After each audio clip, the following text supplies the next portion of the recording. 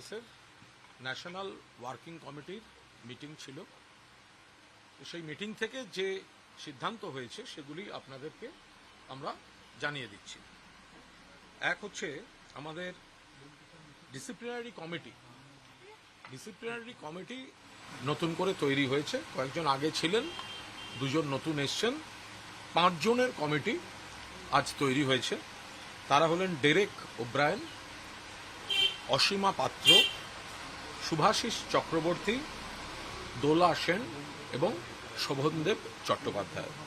পাশাপাশি আমাদের national working কমিটিতে একজন নতুন সদস্যকে অন্তর্ভুক্ত করা হয়েছে। তিনি হচ্ছেন রাজ্যসভার মাননীয় সাংসদ নাদিমুল হক। এই ডিসিশনটা আজকে আমাদের জাতীয় কর্মসমিতি বা ন্যাশনাল ওয়ার্কিং কমিটির মিটিং থেকে হয়েছে, এইটাই আপনাদের বলার ছিল। आज ऑल इंडिया तृणमूल कांग्रेस का नेशनल वर्किंग कमेटी का एक मीटिंग था। उसमें जो डिसीजन हुआ है वो आप लोगों को इन्फॉर्म कर रहे हैं। एक तो हमारा जो डिसिप्लिनरी कमेटी वो रिस्ट्रक्चर किया गया है, उसमें 5 मेंबर्स है। एक Derek O'Brien, Asima Patra, Subhashish Chakraborty, Dola Sen and Sovandeb Chatterjee. And in the case of national working committee तो एक एडिशन हुआ है, तो वो है ऑनरेबल एमपी नादिमुल हक। ये डिसीजन आज हुआ है, यही आपको बताना था। दादा, ज्योतिप्रिय मलिक जो है, ज्योतिप्रिय मलिक वो पिछले वर्किंग कमेटी में थे, उन्होंने रिजाइन कर दिया और गौतम देव उसके ऊपर हमारा कोई कमेंट नहीं है। जगह क्या किसी को लाया गया है ना, उसके ऊपर कोई कमेंट नहीं है। ব্যাংক অ্যাকাউন্ট ফিজ বা এইভাবে সাংসদরা অন্য দলে অভ্যন্তরীণ বিষয়, আমরা এই বিষয়ে কোনো কথা বলছি না। আমরা শুধু এইটুকু বলি, তৃণমূল কংগ্রেসের দীর্ঘদিনের কর্মীদের রক্ত জল করা সংগ্রহ থেকে তাদের কন্ট্রিবিউশন, আমাদের এত সর্বস্তরে এমপি এমএলএ থেকে আরম্ভ করে এত শুভানুধ্যায়ী, এত কর্মী, এত বছর ধরে 1998 সাল থেকে তাদের রক্ত জল করা এবং যেটা লিগ্যাল এবং অফিসিয়াল যে তহবিল তা নিয়ে যারা কুৎসা করছেন, তো তারা অন্যান্য দলের তহবিলগুলো দেখুন না, এবং আমাদের audited, legal, official and audited. ফলে যেখানে বিজেপির তহবিল দেখুন, ক্ষমতাচ্যুত হয়ে গেছে সিপিএম, তাদেরও তহবিল বা তাদেরও সম্পদ বা যাদের যাদের যা আছে, এখন এই ধরনের কেউ একটা অভিযোগ করে দিলেন, এটা একদম পার্টির অভ্যন্তরীণ বিষয়, পার্টি গোটা বিষয়টা দেখছে। कुणालदा, ये जो बैंक सीज की उसका प्रॉब होना चाहिए, उनके ही गुट के एमएलए ने कंप्लेन दी। देखिए, हम लोग ये आपको फिर से, हमारा ये पार्टी का इंटरनल मैटर है, राइट।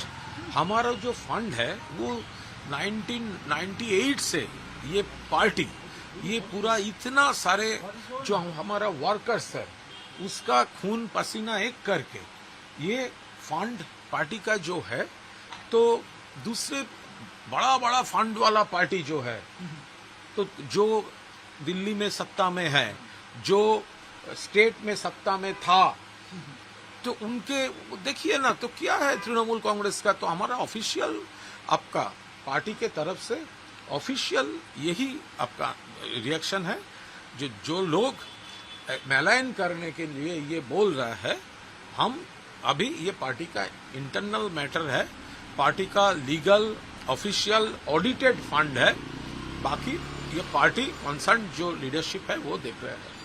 ये मोदी ने तारकेश्वर में कहा है कि बंगाल के लोग जो है अब खुली हवा में सांस ले पा रहे हैं सरकार बदलने के बाद। देखिए, पूरा देश का जो जनता है, पूरा देश का जनता खुली हवा में सांस नहीं ले रहा है, तो वो किधर थे जब हमारा जो अधिकार था 100 दिन का रुपए से शुरू होकर, आवास के रुपए से शुरू होकर, एक के बाद एक बंगाल का हक का रुपया, यहाँ पर तो एक्स मिनिस्टर मलय घटक, बीरवा हंसदा हमारे साथ है, तो वो तो बंगाल को डिप्राइव किया। उनका लीडर ट्वीट करके बोला बांग्ला लैंग्वेज कोई बांग्ला लैंग्वेज ही नहीं है, वो बांग्लादेशी लैंग्वेज है। हमारा यहाँ का जो एमिनेंट पर्सन्स था, उनको नाम डिस्टर्ट करके, उनका बारे में इंफॉर्मेशन डिस्टर्ट करके वो बंगाल का इंसल्ट कर रहा था। तो अभी बंगाल का जो जनता है वो सब देख रहे हैं, और भाजपा जो सोच रहे हैं, जनता का सोच एक नहीं है। That's all. এটা पीएम বাংলায় বলে मोदी দিতে दादा হবে। पीएम मोदी ने वेस्ट बंगाल फाउंडेशन डे को लेकर भी कहा है, अभी वो तारकेश्वर में है, सेलिब्रेट भी कर रहे हैं कि आज के जनरेशन को बताना जरूरी है बंगाल फाउंडेशन डे के बारे में। देखिए, बंगाल का कोई एग्जैक्ट फाउंडेशन डे हिस्ट्री में नहीं है, तो फॉर्मर चीफ मिनिस्टर ममता जी, एमिनेंट पर्सन्स, हिस्टोरियंस, एडुकेशनिस्ट, सबको बोलकर एक अकॉर्डिंग टू हिस्ट्री क्या हो सकता है, अकॉर्डिंग टू वो पूरा सबको ओपिनियन लेके सब लोग बोला ये पहला बैशाख जो बंगाली कैलेंडर का है उसका पहला दिन बंगाल का जन्मदिन वेस्ट बंगाल डे हो सकता है।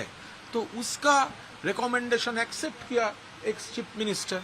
तो अभी भाजपा जो कर रहे हैं वो एक पॉलिटिकल नैरेटिव से वो सेट करना चाहते हैं। এই বলছে না, গোটা দেশের মধ্যে পশ্চিমবঙ্গে এখন মানুষজন অনেক শান্তি ফিরে পেয়েছে। গোটা দেশে খোলা হাওয়া নেই, গোটা দেশে মানুষ শ্বাস নিতে পারছেন না। সাধারণ মানুষ, গরিব মানুষ, কৃষক, শ্রমিক, মধ্যবিত্ত, শ্রমজীবী, ক্ষেত মজুর, জঙ্গলমহলবাসী, আদিবাসী, তফসিলি, উপজাতি সবাই একটা কষ্টের মধ্যে আছেন সামাজিকভাবে এবং আর্থিক চাপের মধ্যে আছেন।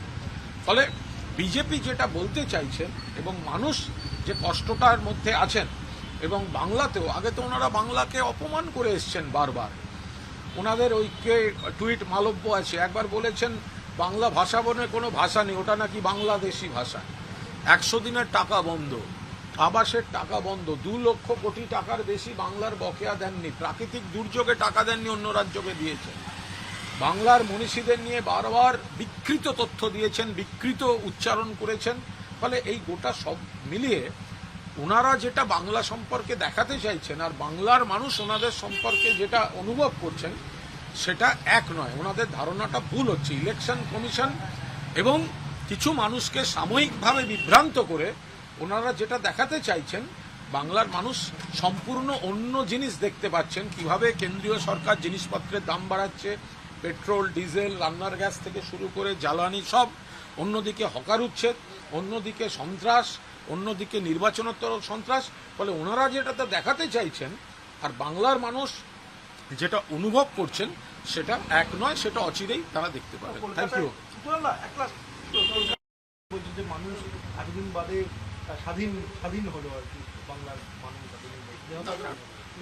গোটা দেশের মানুষকেই তো বিজেপি প্রায় অর্থনৈতিকভাবে এত চাপে রেখেছে, তাকে পরাধীন বলে। যে মানুষ, সাধারণ মানুষ, কৃষক, শ্রমিক, শ্রমজীবী সবাই, বিভিন্ন মানুষ যারা রয়েছেন, মধ্যবিত্ত, আপনি পেট্রোল, ডিজেল, কেরোসিন, রান্নার গ্যাস সব কিছুর দাম বাড়ছে, সমস্তভাবে বাড়ছে। বাংলার বকেয়া দীর্ঘদিন দেননি। ফলে ভারতবর্ষের মানুষই পরিবর্তন চাইছেন। এখন নির্বাচন কমিশন এবং আনুষঙ্গিক কিছু পরিকাঠামোকে ব্যবহার করে ওনারা একটা জিনিস দেখাতে চাইছেন, কিন্তু ওরা চিরকাল বাংলাকে অপমান করে এসেছেন, বাংলার মনীষীদের অপমান করেছেন। বাংলা ভাষা কোনো ভাষাই নয়, ওনাদের নেতা টুইট করেছে। বাংলার 2 লক্ষ কোটি টাকার বেশি বকেয়া রেখেছেন। ফলে সেই জায়গায় দাঁড়িয়ে ওনারা যেটা দেখাতে চাইছেন বাংলার মানুষ এই অতি অল্প দিনেই, সেটা কিন্তু দেখছেন না, সেটা অদূর ভবিষ্যতেই বোঝা যাবে।